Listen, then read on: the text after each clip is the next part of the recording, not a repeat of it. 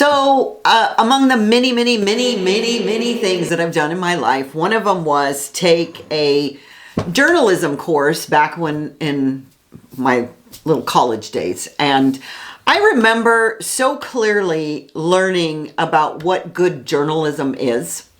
And it is not opinion, which we are so far removed from press. Now, granted, a podcast, I hope everybody understands, it's not news, right? It's an opinion. There used to be what's called an editorial page in a newspaper or on a news program where you knew we transitioned from hard news to editorial. And those lines have become so blurred now that it's really very fascinating. So I want to talk about what that looks like, and we're getting started right now.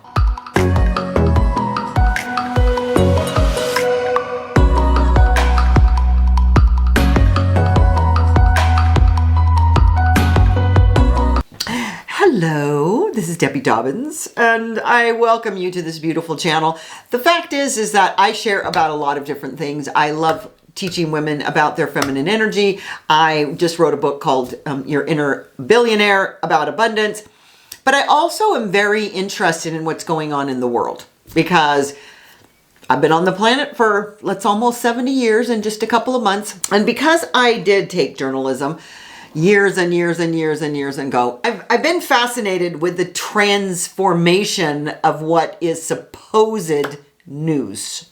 So I want to give you a little example. So you decide for yourself, because honest to God, every single day, I don't care who you're listening to for your news, this happens. And if you do not begin to be discerning about what you're listening to and who you're taking information from, and take whatever you're hearing and then research it, I promise you, you're using other people's thoughts to run your life. So I want to start by reading you just a little snippet of something. I was running through the internet looking for something particularly, and I ran across this. I think I was looking about the the Elon Musk protests this weekend. So there's one little paragraph, but I'm going to invite you, before I even break it down, to listen to this paragraph and you decide for yourself what is opinion, sensationalism, and actual facts. This is the paragraph. Since joining the Trump administration, Musk has aggressively pushed policies to reduce spending, curb regulations, and downsize the workforce as the head of the so-called Department of Government Efficiency, all while repeatedly misleading the public about federal spending. So some of you are hearing this and you're like, well, of course that's true. That's true. But I want to begin to analyze this from a journalistic perspective, because when I read something like that or hear something like that, it is so inflammatory and there's not any actual hard evidence or facts in there. Here are the non-factual, opinion-based, biased phrases in that little snippet. You can, it's up on the video here. So the first one is aggressively pushed policies. Why is that problematic? Because aggressively is a subjective, also loaded word, right? Anybody that's aggressive, and I've learned as a woman, you want to be assertive and not aggressive. So who's to say his policies or his the way that he's pushing things, if you will, are assertive as opposed to aggressive? Aggressive is a very loaded word, and it conveys a tone and emotion which is not neutral, because facts should be neutral, and then somebody else decides what those facts mean in their life.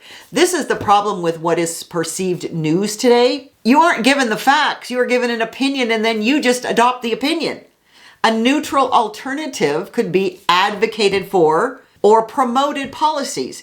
Because in the reality of the scheme of things, that word probably shouldn't be used, any of those words. But the fact is that we have now charged the conversation so explosively. Literally, we've charged these conversations with explosive language that then gets people to make decisions that are not based in facts. So there's another language in this little scenario that I gave to you. So-called Department of Government Efficiency. That's not a fact. It's not so-called, right?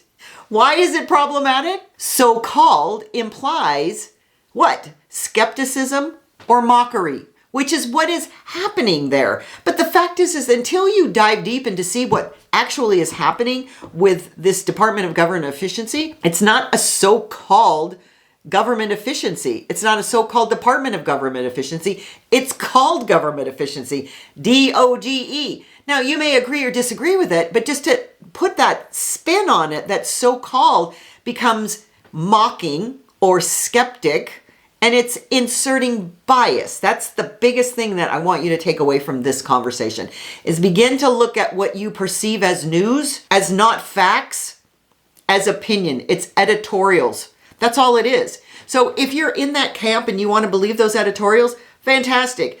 Just know that that's what you're doing. I'm not talking about one side or the other. I'm talking about just one little snippet that I happened to run across this morning. So it was so loaded and packed in one paragraph. This is the official name of Doge. So it's not so-called, right? Simply the Department of Government Efficiency. That's all there is to it. That's the factual information. But when you start to label it, then that's an opinion. Unless there's evidence that the name is unofficial or ironic, which it is not, it's sanctioned by the President of the United States and the House of Representatives, it shouldn't be clarified that way. This is how you're being fed information over and over and over. I don't care what side of the aisle you're on. This is the information, and this is how it's being spun. And then here's another little snippet out of that conversation is repeatedly misleading the public. Who says, right? Why is that problematic? This is a very strong accusation. If Musk made demonstrably false statements, they then, if you were a good journalist, be quoted and sourced. Right? But when you make these blanket statements, and believe me, there are so many of them out there. I don't need to tell you what they are because you already know what they are.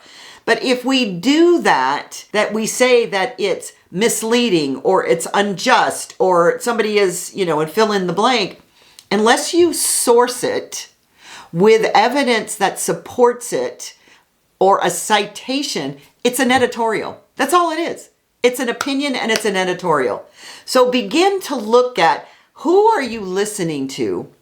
Like I said, I'm not here to tell you what my persuasion is. You might figure that out. I don't know. But the fact is that I also want this freedom of speech, if you will, that if we are in freedom of speech and we're giving an opinion, which is freedom of speech, then label it as that. It doesn't mean that it's factual. A neutral alternative to that statement is it should be something like Musk stated and then fill that in, which contradicted figures, right? I'm telling you that information does not come through in a media process. And that's what's very, very scary to me, is that so many people have learned throughout their lives.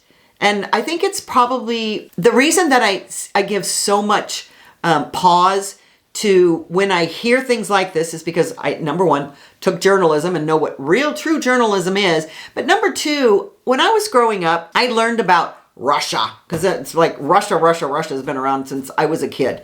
We used to have drills where we go under our desk for a nuclear bomb, which that's hilarious in and of itself. But the fact is if we were to believe the news that we got in our history books, and that was that Russia was providing their citizens with propaganda, right? What they wanted you to hear. Well, here's what I'm about to tell you, is that our news medias, basically all of them, even if, I don't care what side of the aisle you're on, they're giving you the propaganda of the sources that they want you to believe.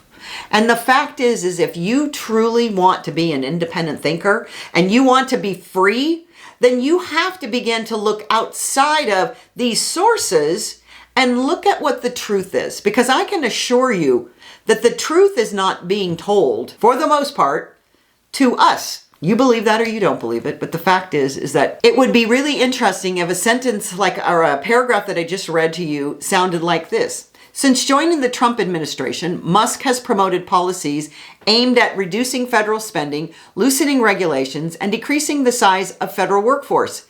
He currently leads the Department of Government Efficiency. That is a factual statement. And you see, it also doesn't have a spin. It doesn't have a spin that we love him or we hate him. It's just the facts.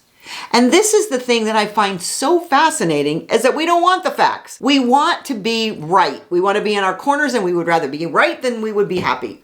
I don't know about you, but I would rather be happy than I would rather be right. If the parts that you read in news stories or you listen to on the media is based on documented evidence, not ranting and raving and clickbait lines, you're going to begin to hear different information. But unfortunately, that's not the media that we have today. So what's so important is to begin to have your own mind. Literally, your own mind. Make up your own mind. Stop following the herd.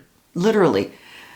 And be for something and against nothing. And I did a video on that, and I find it so more important every single day. Be for something. When you are burning things down, when you are protesting against something, that is not for anything. And if you say that you're for getting rid of Elon Musk, that is not being for anything. That is being against something. And you're cloaking it as being for something. It just isn't. Please begin to think for yourself. That is the biggest message that I can give you today. Think for yourself. And if you have a disagreement with me, put it in the chat, because I always love to hear other people's opinions. Queen of Magic out.